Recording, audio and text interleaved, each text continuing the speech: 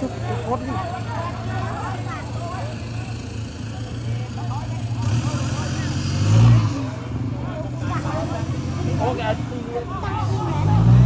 ủa dạ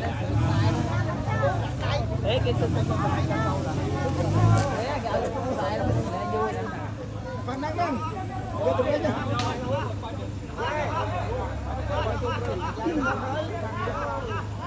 con cây nữa phải cái đuôi vậy phải rồi ở đây đuôi đi bọc đang vào đầu đi rồi đuôi tê bọc đang vào đầu đi rồi đó bao này bao ngon lắm cây đuôi tê đi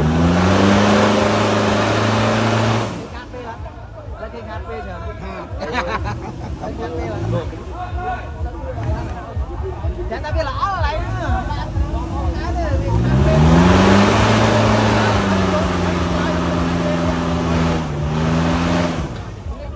Trời đâu? Trời trời. Tay quá, tay cho nó kìa. Hạt kìa bà bao.